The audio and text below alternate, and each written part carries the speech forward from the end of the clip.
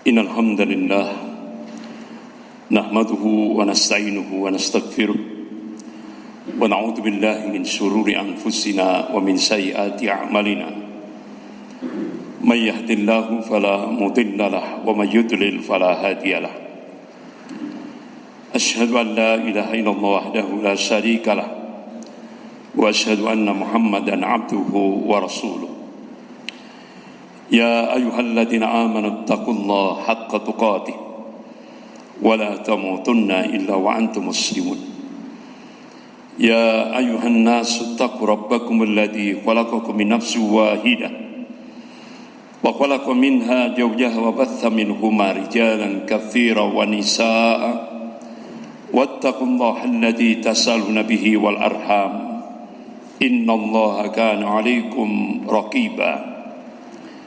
Ya ayyuhalladzina amanu taqullaha wa qulu qawlan sadida yuslih lakum a'malakum wa yaghfir lakum dhunubakum wa may yuti'illaha wa rasulahu faqad faza fawzan 'azima. Amma ba'd, fa inna asdaqal hadits kitabullah wa khairul hadi hadi Muhammadin sallallahu alaihi wasallam wa syarrul umur muhdatsatuha wa kullu muhdatsatin bid'ah wa kullu bid'atin dhalalah wa kullu dhalalatin finnar. Ma'asyiral muslimin rahimakumullah, puji dan syukur kita panjatkan kehadirat Allah Subhanahu wa taala yang atas rahmat, taufik serta hidayahnya kita masih diberikan nikmatul iman wal Islam. Semoga Allah Subhanahu wa taala senantiasa membimbing kita ke jalan yang lurus, yaitu jalan Shiratal Mustaqim. Dan semoga Allah Subhanahu wa taala senantiasa memberkahi dan merahmati kehidupan kita sampai kita menghadap kehadirat Allah penuh dengan ridho dan ampunannya. Amin ya rabbal alamin.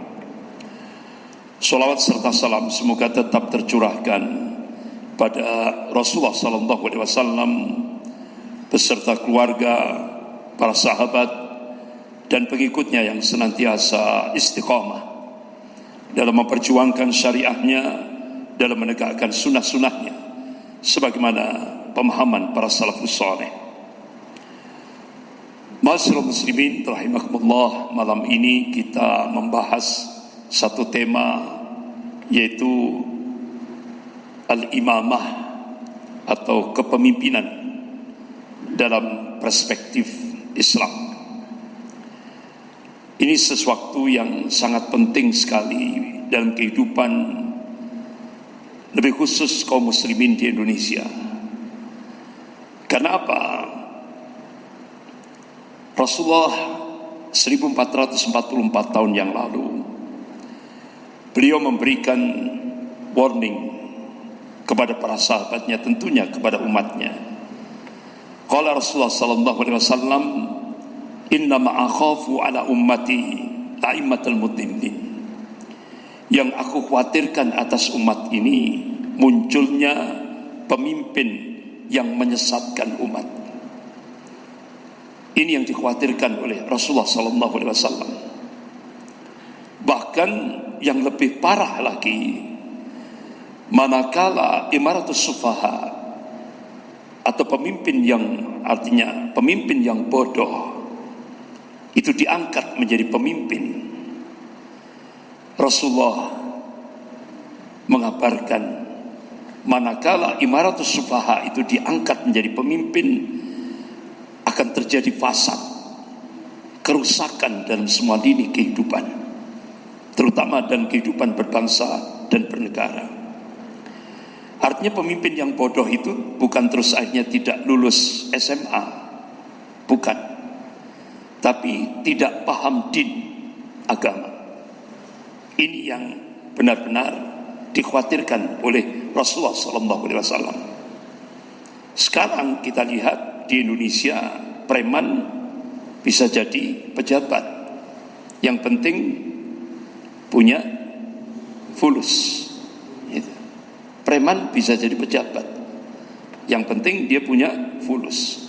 Apalagi Indonesia sekarang ini benar-benar dikuasai oleh oligarki. Sampai pimpinan pusat Muhammadiyah, yaitu Profesor Dr. Haidar Nasir, beliau sampai memberikan statement, jihad konstitusi yang dilakukan Muhammadiyah hasilnya akan hambar. Manakala Indonesia ini dikuasai oleh oligarki, baik oligarki ekonomi maupun oligarki politik. Bahkan kata beliau, sistem politik di Indonesia ini lepas dari nilai-nilai din, agama. Karena ini implikasi ketika Indonesia berubah kiblat ke Cina. Apalagi muncul sebuah nota diplomatik dengan kode referensi Beijing 1448. Isinya, Kementerian Luar Negeri Cina dan Kementerian Luar Negeri Amerika sepakat melakukan akselerasi, percepatan, ingin menjadikan Indonesia menjadi sebuah negara sekuler. Ini benar-benar sangat-sangat membahayakan bagi kaum muslimin, lebih khusus di Indonesia. Karena apa? Bapak-bapak, ibu-ibu yang dimuliakan Allah, kalau Indonesia benar-benar akan menjadi sebuah negara sekuler, itu logika politiknya itu entry point untuk kebangkitan komunis. Itu. Oleh karena itu, jangan kita cukup terhentak. Tidak tahunya Cina sudah melakukan pembahasan tentang Indonesia ini sejak 1986.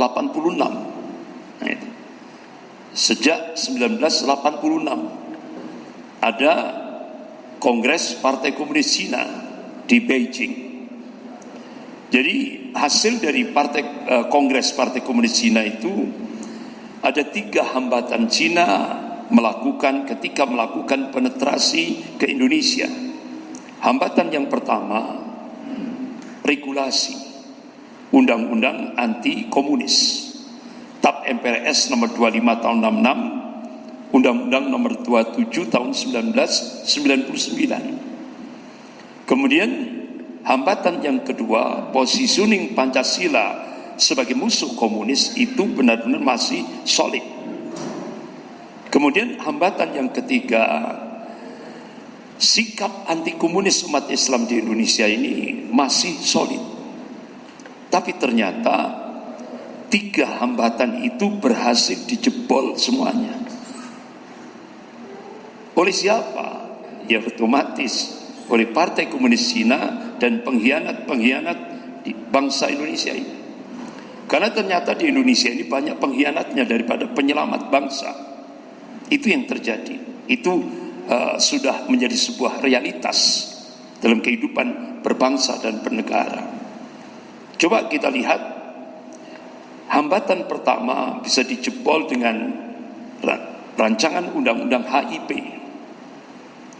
Dari DPR diserahkan pemerintah hanya merubah casingnya saja, diganti dengan BPIP, tapi substansinya sama. Indonesia akan diarahkan pada ideologi komunis. Nah, ini. Dan itu ternyata benar, fakta. Sehingga muncullah keputusan Presiden nomor 17 tahun 2022. Akhirnya pemerintah minta maaf kepada PKI. Nah, setelah pemerintah minta maaf pada PKI, otomatis pemerintah harus memberikan kompensasi. Dan itu tidak pernah diekspos oleh media. Hampir 5.000 keluarga PKI disantuni oleh negara. Dan itu kan tidak pernah diekspos media, baik media cetak maupun media elektronik. Profesor Aminuddin Kasdi itu mengungkap dalam sebuah video pendek beliau, yaitu Menteri Sekretaris Negara yang memberikan pada 5.000 keluarga PKI. Jadi inilah implikasinya. Akhirnya sekarang sejarah berubah. Kan sering kali kita dengar sejarah itu tergantung siapa yang berkuasa. Itu kan yang sering kita dengar. Sehingga akhirnya sekarang sejarah berubah. Kalau dulu pelaku pemberontakan G30 SPKI itu adalah PKI, ya kan? Sekarang dirubah, PKI sekarang menjadi korban pelanggaran HAM berat. Berarti pelakunya TNI dan umat Islam. Berubah sejarah ini. Sementara umat Islam tenang-tenang saja, tidak ada respon. Kenapa? Ada 9 strategi yang benar-benar sudah terstruktur, sistematis dan masif sekali. Dan insya Allah nanti akan saya sampaikan besok pagi di Masjid Al-Basit, ya, bagaimana strategi Cina melakukan penetrasi ke Indonesia. Kemudian hambatan yang kedua, posisi Pancasila sebagai musuh komunis sudah dijebol dengan undang-undang Omnibus Law, yang sekarang casingnya diganti undang-undang Ciptaker, ya kan? Sementara umat Islam tenang-tenang saja. Yang bangkit semangatnya untuk melakukan penolakan ini kaum buruh. Padahal dalam undang-undang Omnibus Law itu salah satunya, itu kalau diterapkan betul, itu pesan yang nanti yang masuk di penjara, artinya yang paling banyak masuk penjara itu para kiai-kiai pesantren. Gitu. Karena apa? Aturan dirubah, pesantren dijadikan sasaran utama. Gitu. Pesantren dijadikan sasaran utama. Akhirnya apa sasaran utamanya? Jadi perizinan harus langsung ke pusat. Kalau enggak, ada 2 sanksinya. Denda 1 miliar rupiah. Dan kalau enggak 10 tahun penjara. Sehingga nanti ke depan kalau undang-undang Omnibus Law itu diterapkan, yang paling banyak di penjara itu para kiai-kiai pesantren yang punya pondok-pondok pesantren. Itu. Jadi seperti itu. Tapi ini kan tidak pernah, ya kan? Umat Islam masih tenang-tenang saja. Padahal itu bahaya sekali, Pak. Undang-undang Omnibus Law itu lebih jahat daripada penjajah Belanda. Nah itu. Makanya kenapa Presiden Soekarno memberikan statement, kalau dulu kami melawan penjajah, kalian nanti akan melawan bangsamu sendiri. Terjadi tidak? Terjadi. Itu. Kemudian hambatan yang ketiga, yaitu sikap anti komunis umat Islam di Indonesia itu dijebol dengan politik divide et impera, adu domba, dengan biaya kurang lebih 20 triliun, luar biasa. Nah ini. Sehingga kaum muslimin sering kali ditakut-takuti oleh apa itu, HTI, FPI, Wahabi, radikalisme, terorisme, itu sudah. Padahal common enemy negara, artinya common enemy rakyat Indonesia adalah komunis, ya kan? Tapi kita diaduk karena ini era politik post-truth. Era politik post-truth itu elit negeri ini pakai filosofi tikus dalam karung. Apa tikus dalam karung? Jadi ada orang bawa tikus dalam karung, dia naik kereta. Dalam perjalanan dia terus nendang karung itu, ditendang, nggak pernah berhenti. Akhirnya penumpang di depannya tanya, "Pak, kenapa Bapak tuh setiap kali menendang karung itu?" "Iya, karena di dalamnya ada tikus. Supaya dia tidak konsentrasi untuk menggigit karung itu. Kalau dia konsentrasi, otomatis ini akan keluar semuanya tikus itu." Nah, filosofi tikus dalam karung itu dipakai oleh elit negeri ini. Artinya apa? Umat Islam harus diaduk terus supaya tidak konsentrasi amar ma'ruf nahi mungkar. Itu biayanya 20 triliun. Ini era politik post-truth. Makanya kenapa ulama-ulama seluruh Indonesia memberikan statement Indonesia sekarang darurat kebohongan dan kezaliman. Makanya kenapa Profesor Salim Said, guru besar ilmu politik dan militer Universitas Indonesia, dan beliau juga dosen Angkatan Darat, beliau menyampaikan dalam video klip yang menyebar di medsos. Jadi kader-kader komunis sekarang ini yang duduk sebagai bupati, wali kota, staf menteri dan semua aparat pemerintahan, bahkan sampai kader-kader komunis yang 200 lebih yang menguasai parlemen, itu semua sudah melakukan balas dendam kepada umat Islam dan ulamanya. Dengan apa? Kekuasaan. Sudah. Hanya umat Islam saja yang tenang-tenang saja. Karena tidak paham. Gitu. Makanya kenapa kita diperintah ikra. Baca realitas kehidupan ini. Baca realitas kehidupan. Ini masalah ummah, problematika umat. Ya kan? Kita mikirkan umat saja dapat pahala, apalagi action di tengah-tengah umat. Dan kita diberikan uswah, contoh oleh Rasulullah. Sampai Rasulullah menghadapi naza, apa yang terucap dan ucapan beliau? Ummati, ummati, ummati. Coba, Rasulullah memberi contoh sampai Rasulullah menghadapi sakratul maut, yang dipikirkan umat. Itu. Jadi kita mikirkan umat saja sudah dapat pahala, apalagi kita action berbuat di tengah-tengah umat. Itu. Jadi sekali lagi, semuanya itu mengerucut pada imamah, kepemimpinan. Makanya kenapa Rasulullah mengatakan kalau sudah imaratus sufaha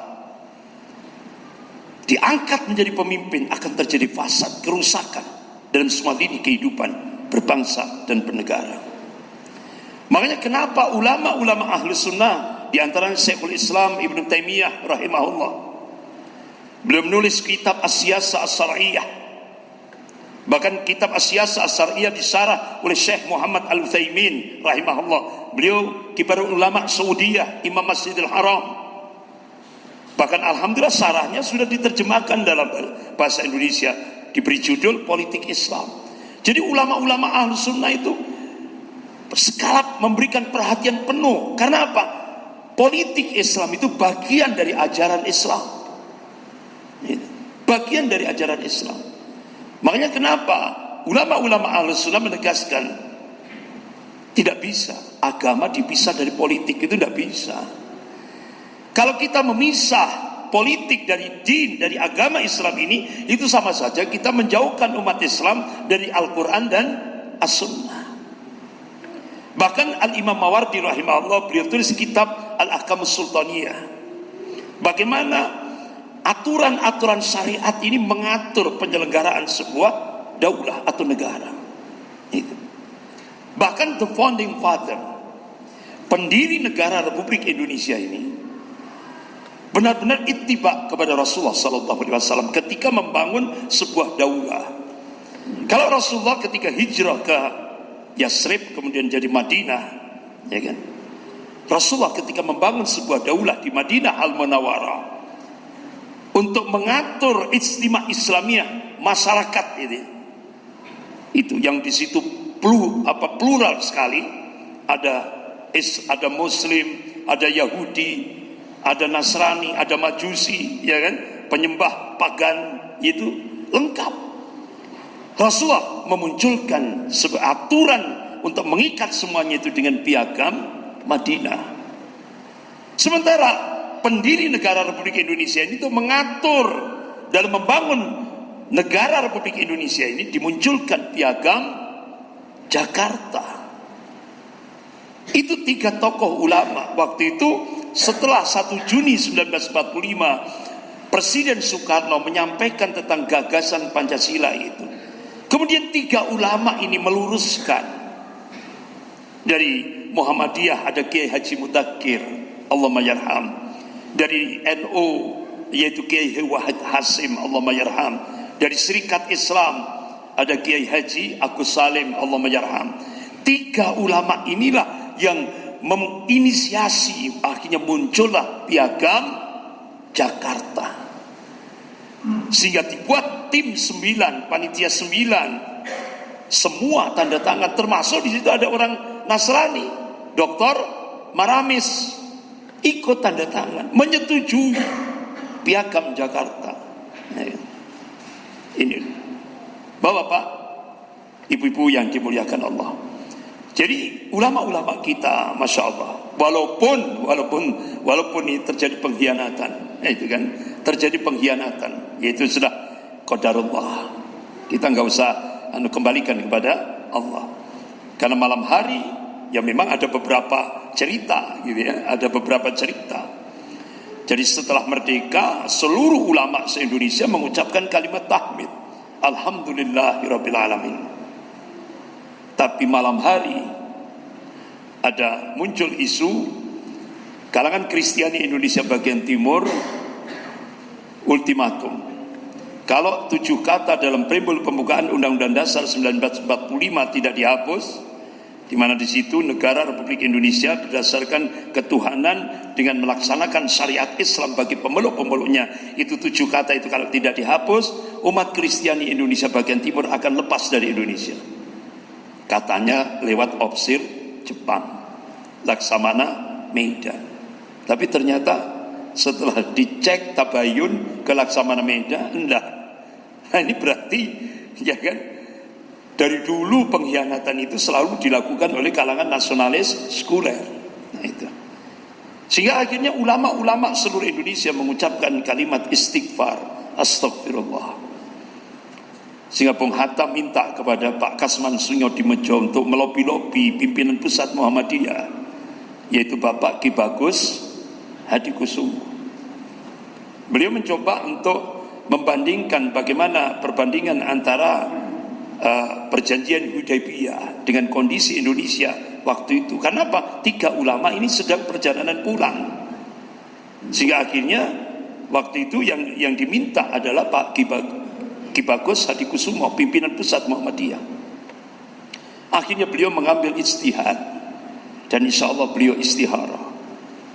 Kalau 7 kata itu, syariat itu dihapus, kita harus munculkan yang lebih tinggi dari itu, tauhid. Sehingga 7 kata itu dihapus, beliau tambah dengan yang Maha Esa. Ini tauhid.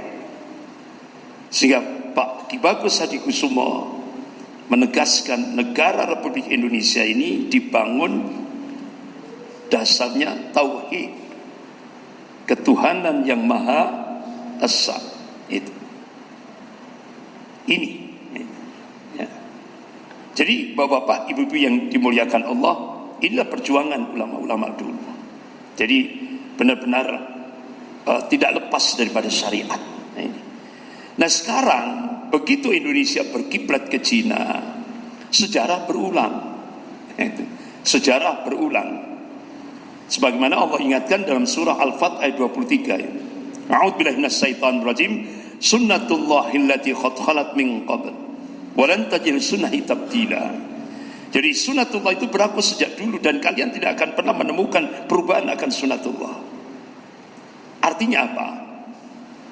Sejarah akan berulang. Ini ditegaskan oleh Allah Subhanahu wa taala. Sejarah akan berulang. Yang membedakan adalah warna dan kualitasnya. Itu. Kalau dulu ada istilah nasakom, ya kan? Itu yang dimunculkan oleh Presiden Soekarno. Jadi ternyata yang tidak pernah konsisten itu kalangan nasionalis sekuler. Kalau umat Islam ini konsisten terus, mulai dari dulu sampai ya insya Allah, ya kan, sampai ila yaumil qiyamah, mudah-mudahan Allah berikan konsisten. Tapi yang seringkali tidak konsisten, yang seringkali melakukan pengkhianatan di Indonesia, mulai dari dulu itu kalangan nasionalis sekuler.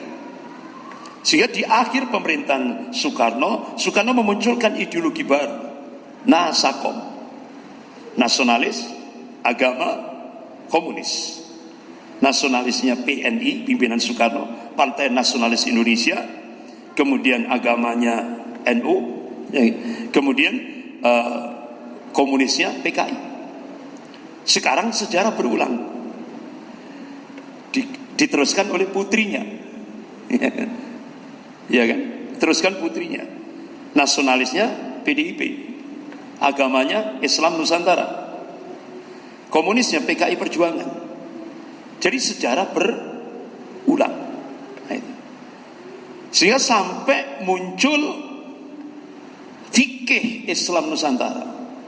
Itu kalau pernah saya teliti, itu ternyata ada 3 hal yang krusial dalam fikih Islam Nusantara itu.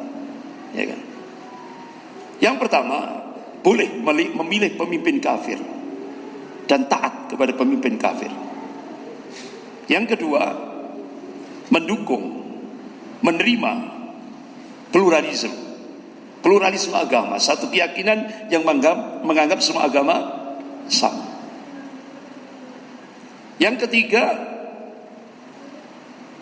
mendukung kearifan budaya lokal. Bahasanya kan enak didengar, tapi realitas di lapangan itu apa? Membangkitkan kembali budaya-budaya syirik.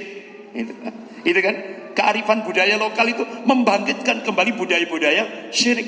Padahal kita sudah diingatkan oleh Allah, inna syirka ladulun azim. Kesyirikan itu adalah kezaliman yang sangat besar di sisi Allah. Bahkan dalam surah An-Nisa ayat 48 Allah tegas, a'udzubillahi minasyaitonir rajim, innallaha la yaghfiru an yushraka bihi wa yaghfiru ma duna dzalika liman yasha wa man yusyrik billah faqad iftara itsman adziman.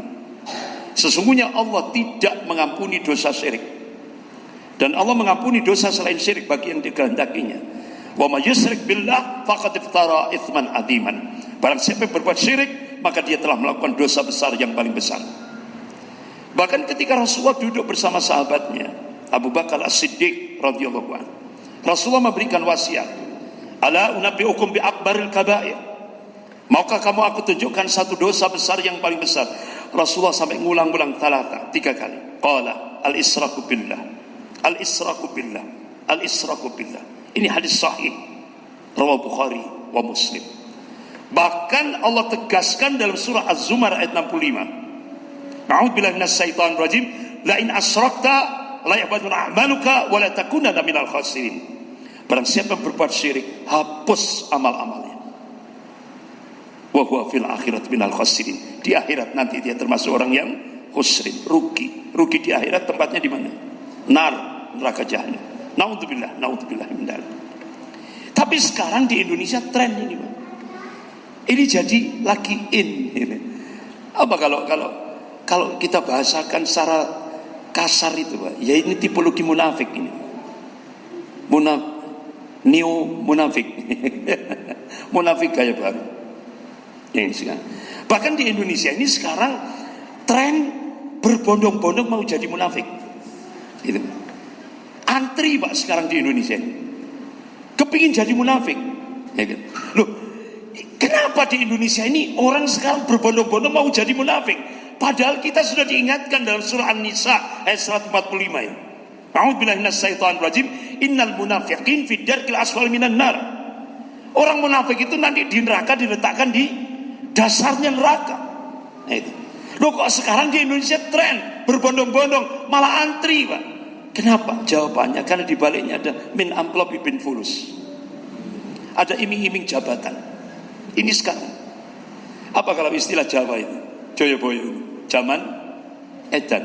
Nek ora edan, ora keduman. Ya kan?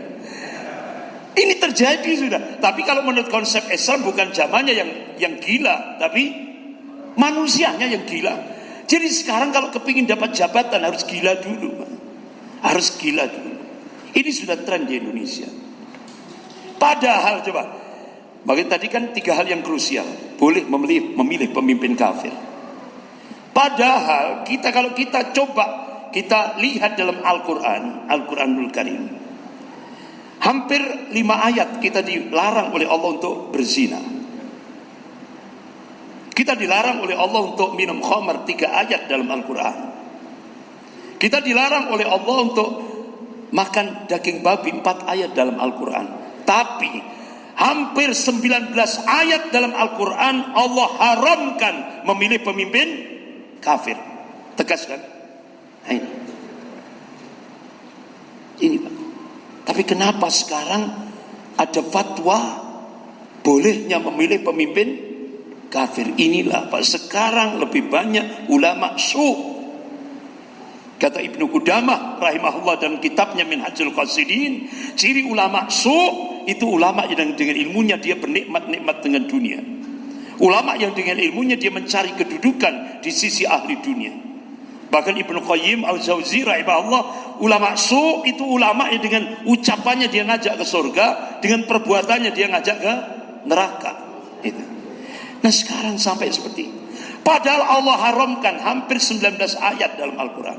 Contoh, surah An-Nisa ayat 141. Allah berfirman, A'udzubillahi minasyaitonir rajim. Ya ayyuhalladzina amanu, hai orang-orang yang beriman. La tattakhidul kafiruna awliya min dunil mu'minin at-turidu an tas'alu lillahi 'alaikum sultanan mubina. Hai orang-orang yang beriman, janganlah kamu menjadikan orang-orang kafir itu sebagai pemimpinmu dengan meninggalkan orang-orang mukmin. Inginkah kalian mengadakan satu alasan yang nyata bagi Allah untuk menyiksamu sampai seperti itu? Allah tegaskan. Bahkan dalam surah Al-Maidah ayat 51, yang ini dilecehkan oleh Ahok, ya kan? Sampai terjadi peristiwa 411, puncaknya 212 ini, ya kan? Allah ingatkan, ya ayyuhalladzina amanu, a'udzubillahi minasyaitonir rajim. Ya ayyuhalladzina amanu, hai orang-orang yang beriman. La tattakhidul yahuda wan nasara auliya. Janganlah kamu menjadikan orang-orang Yahudi dan Nasrani sebagai aulia, sebagai pemimpinmu. Ba'duhum auliya'u ba'din. Sebagian mereka menjadi pemimpin sebagian yang lain. Wa may yatawallahum minkum fa innahum minhum. Innallaha la yahdil qaumadz dzalimin. Barang siapa yang menjadikan orang-orang Yahudi dan Nasrani sebagai pemimpinnya, maka dia termasuk golongan mereka. Jadi kalau ada orang Muslim milih pemimpin dari kalangan Yahudi dan Nasrani, maka kata Allah dia termasuk golongan Yahudi dan Nasrani.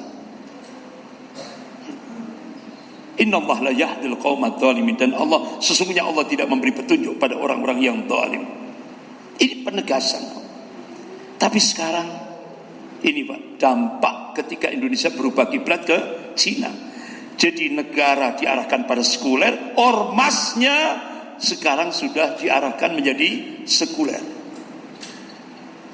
Tidak menutup kemungkinan nanti akan perlahan, bertahap sampai beristimewa Islamiyah. Masyarakat Islam akan dijadikan masyarakat sekuler. Bahkan tidak menutup kemungkinan nanti akan melangkah lagi pada usratul Islamiyah, keluarga-keluarga Muslim. Ini Pak, bahayanya sekulerisme. Jadi sekuler itu Allah masih diibadahi, tapi syariat Allah dicampakkan. Benar enggak? Benar enggak? Ini contohnya tadi, tidak mau taat. Padahal kan dalam surah Al-Ahzab ayat 71 itu Allah sudah memberikan busra, berita gembira. A'udzubillahi minasyaitonir rajim.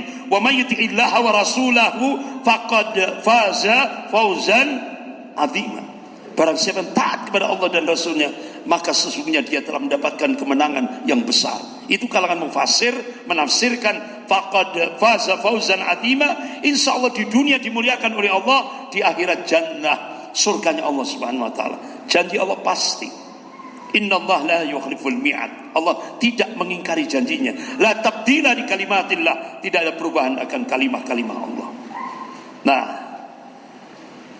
coba Bapak-bapak, bahkan isma ulama, ya, isma ulama ini Ahlus Sunnah sepakat gitu. Kepemimpinan tidak sah bagi orang kafir gitu. Bapak-bapak, ibu-ibu yang dimuliakan Allah, tokoh Nahdlatul Ulama yaitu Kiai Haji Muhammad Najih Maimun Jubair, putranya Mbah Maimun Jubair, Allahumma yarham, beliau meninggal di Mekah. Allah selamatkan dari tangan-tangan kotor ini, ya. Jadi beliau sampai mengucapkan kalimat istirja, inna lillah wa inna ilaihi raji'un. Ini Kalau gempa di Turki yang meninggal berapa? Hampir 40.000. Ya. Ya kan? Tapi ini di Indonesia lebih dahsyat daripada gempa di Turki. Apa? Kata-kata kafir diganti non muslim, sehingga tidak ada lagi qul ya ayyuhal kafirun, yang ada adalah qul ya ayyuhal non muslim. Ini beliau mengucapkan kalimat istirja, inna lillahi wa inna ilaihi raji'un. Padahal itu hak prerogatif Allah, ya kan? Qot'i, apa kalau bahasa Indonesia, aksioma, nggak bisa dirubah. Sampai dua tokoh menegaskan, ketika Rasulullah hijrah ke Yasrib atau Madinah, sudah tidak ada lagi kata-kata kafir. Bahkan siapa ini? Tuanku guru bajang TGP. Dalam piagam Madinah tidak ada kata kafir. Padahal ayat-ayat Madaniyah banyak kata-kata kafir. Kenapa disembunyikan? Nah, kalau yang ngomong ini seorang tokoh, pasti orang awam akan ngikut. Padahal dalam piagam Madinah pasal ke-14 ada kata-kata kafir. Kenapa tidak disampaikan yang hak? Nah, Bapak-bapak, kan tujuannya kita paham, tidak ada lain untuk mendukung Ahok. Itu. Ini kan contoh kasus.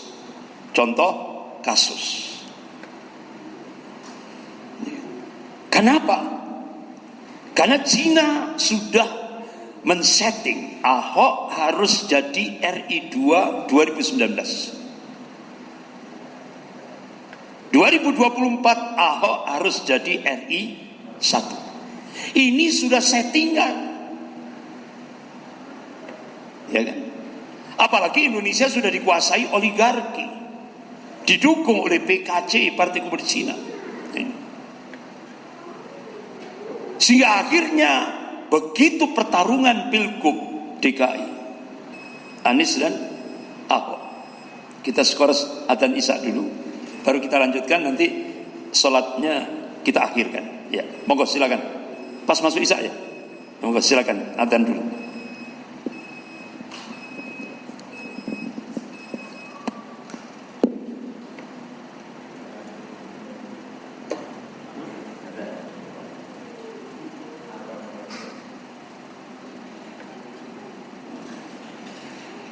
Allahu Akbar, Allahu Akbar,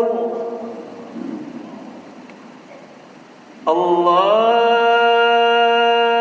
Akbar, Allahu Akbar.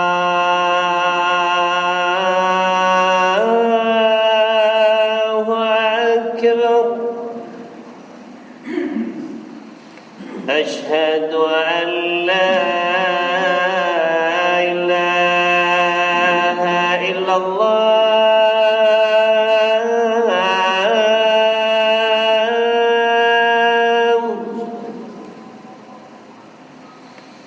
أشهد أن لا إله إلا الله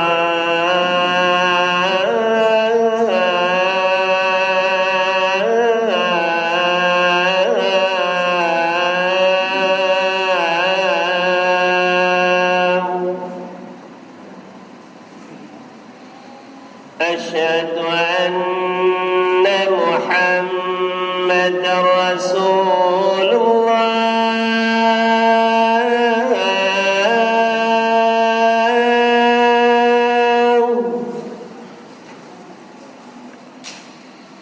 أشهد أن محمد رسول الله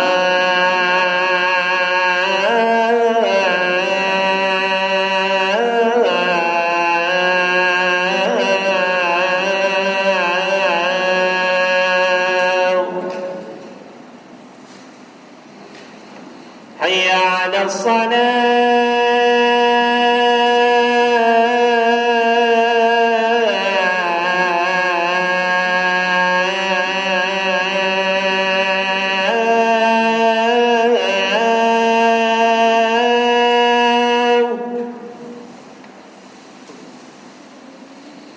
حي على الصلاة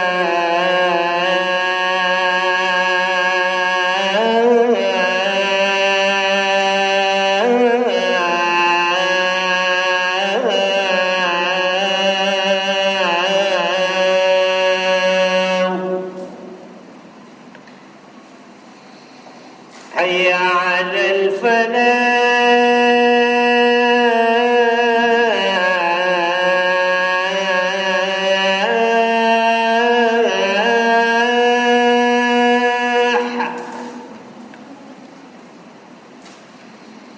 حي على الفلاح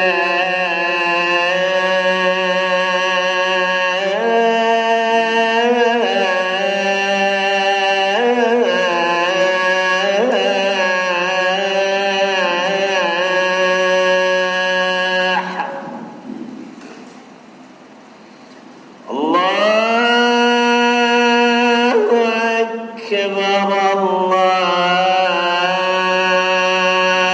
الله أكبر لا إله إلا الله.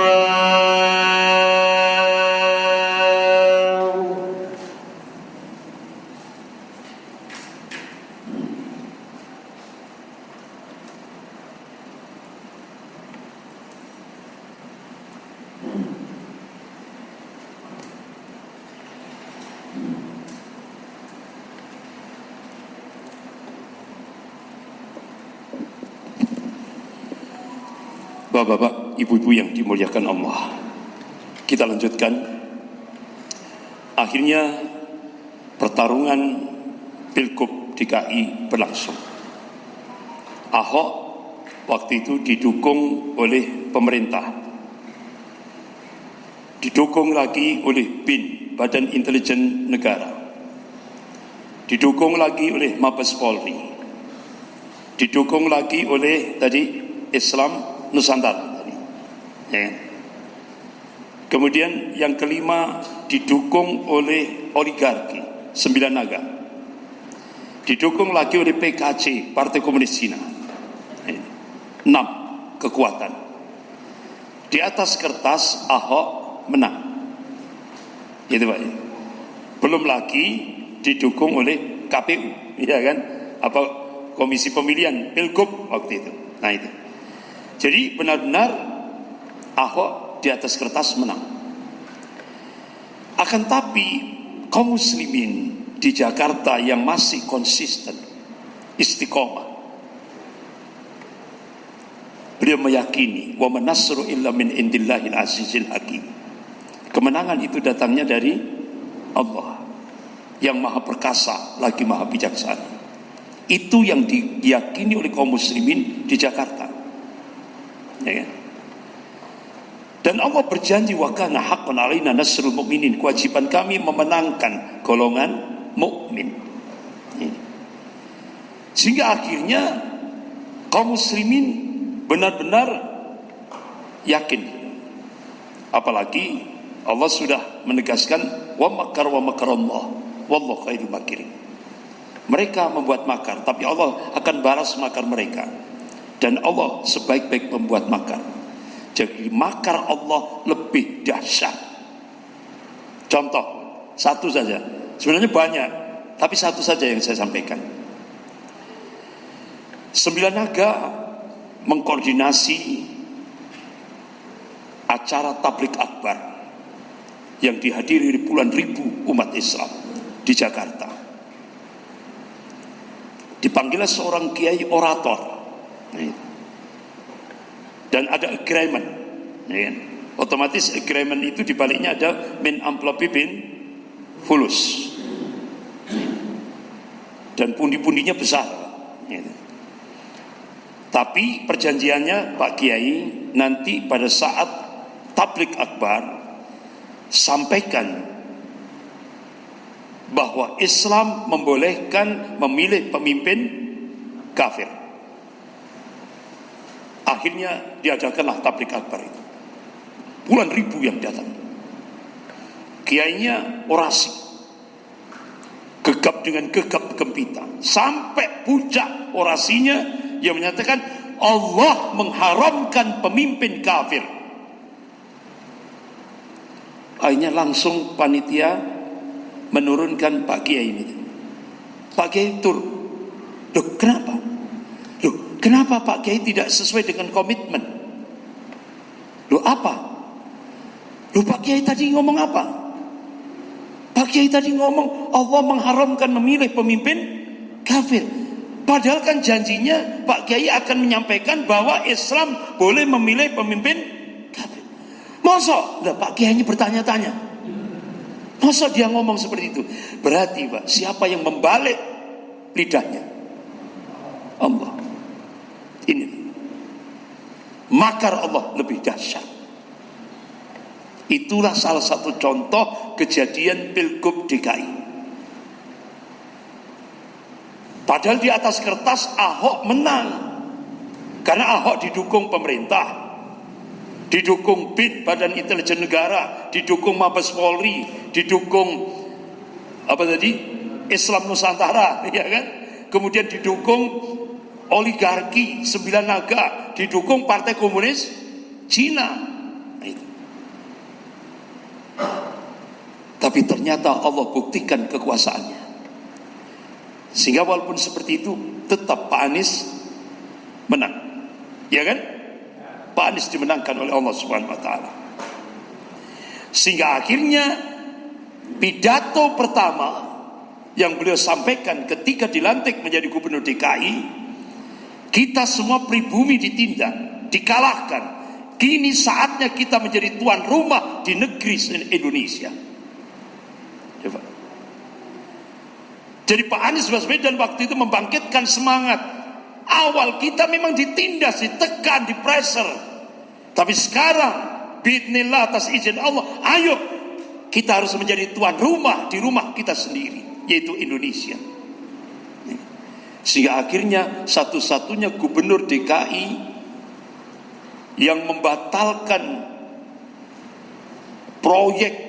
ambisi proyek 9 naga untuk menjebol kedaulatan Indonesia, yaitu proyek reklamasi, yang berani menolak proyek reklamasi, yang itu 10 proyek reklamasi, hanya satu, gubernur DKI Pak Anies Baswedan.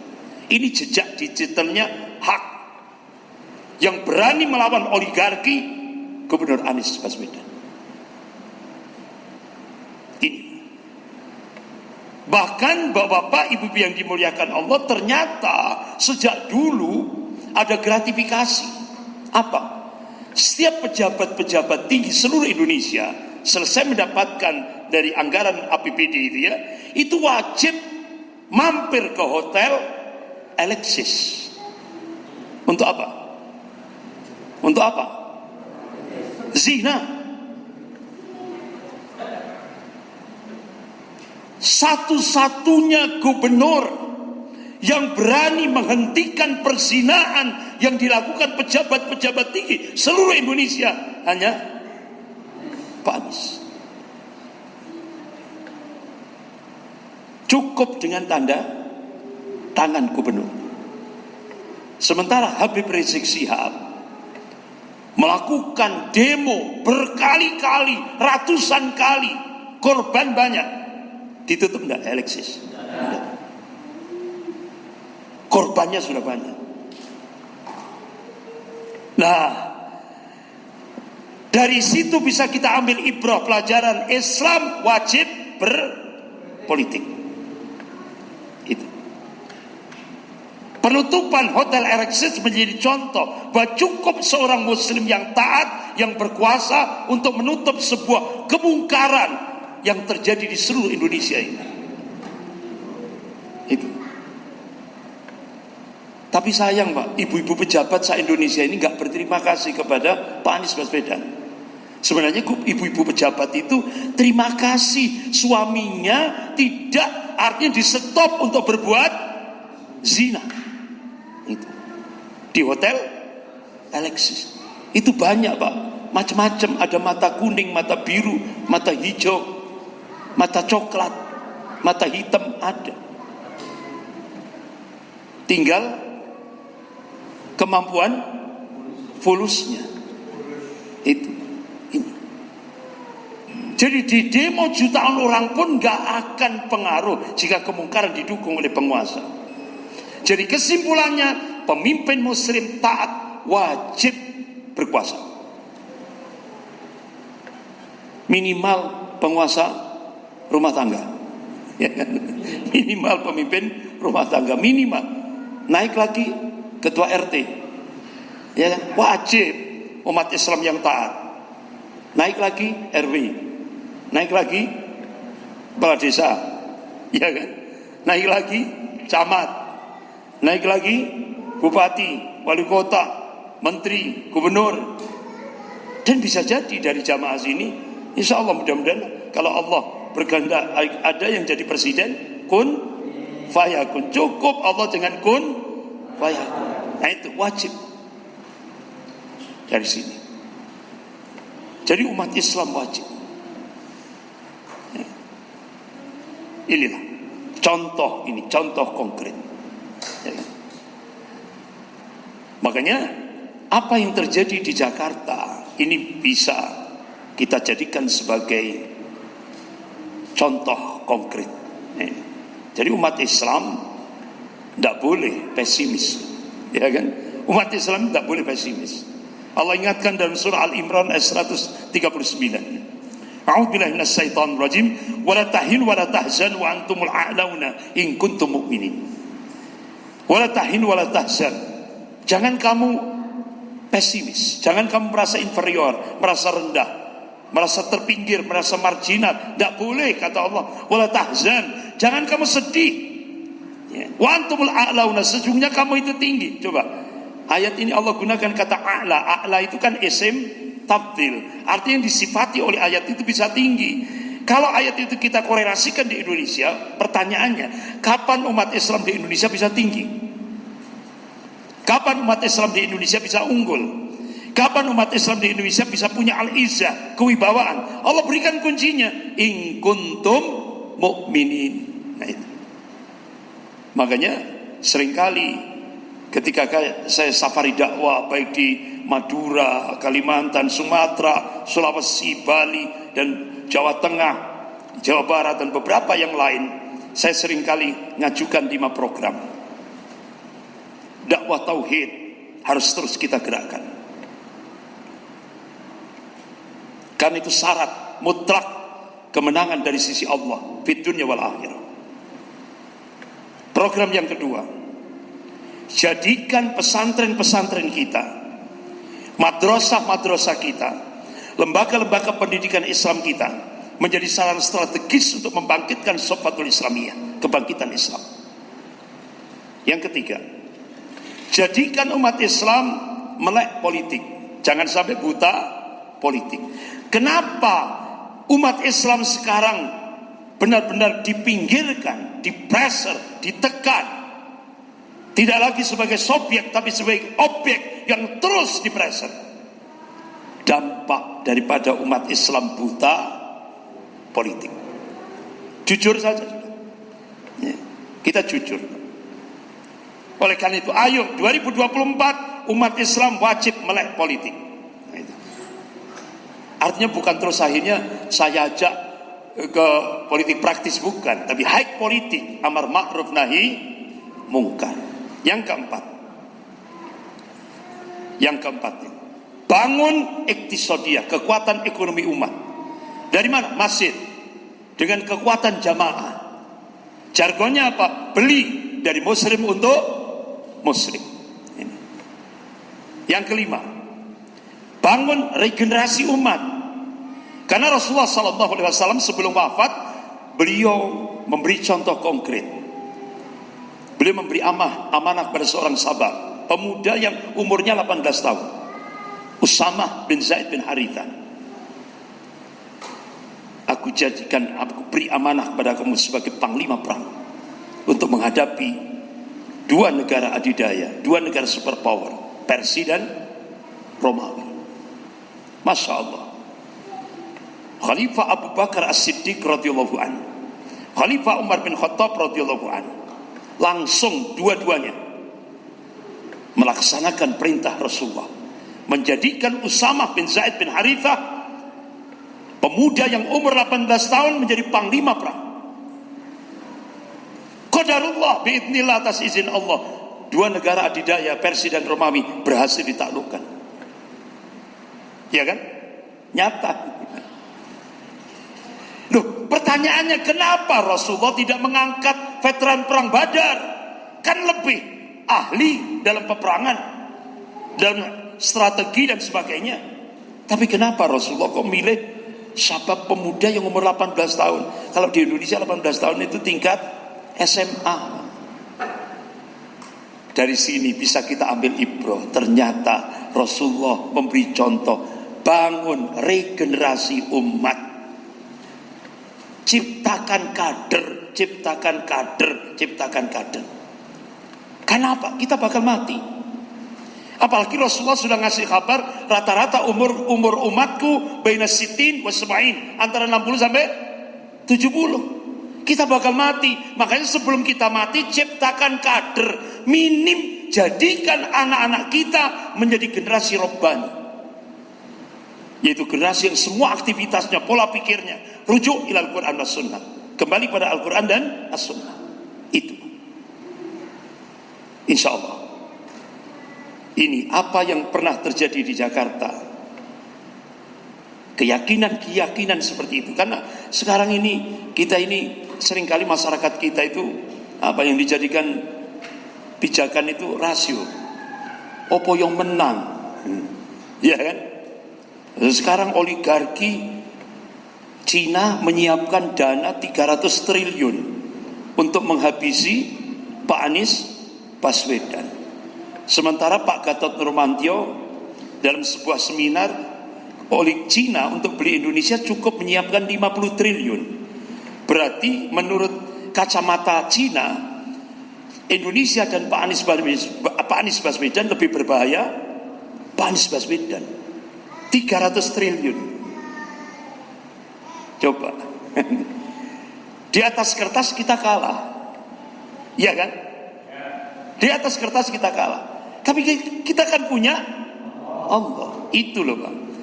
Jangan rasio yang dipakai, al-iman. Sudah, tugas kita berjuang. Natijahnya, hasilnya serahkan pada Allah. Ya, sudah tugas. Makar Allah lebih dahsyat. Itu. Ya, makar Allah lebih dahsyat. Itu loh yang harus kita pahami. Ya, saya kira gitu. Insya Allah kita lanjutkan pembahasan pada subuh. Kita mencoba untuk membahas tentang mewaspadai fitnah akhir zaman, yang nanti puncaknya yaitu di Masjid Al-Basit. Jadi kita membongkar bagaimana strategi Cina untuk mencengkeram Indonesia, sehingga kita bisa mengatur strategi bagaimana menyelamatkan negara kesatuan Republik Indonesia ini.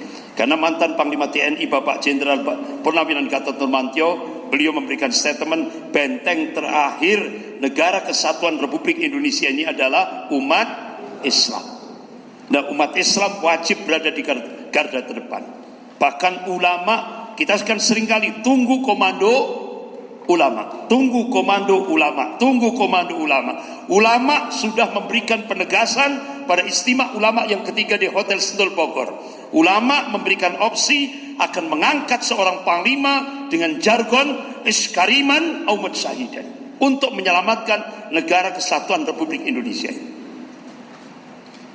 Siap? Takbir. Allah. Kita akhiri dengan doa kafarat majelis.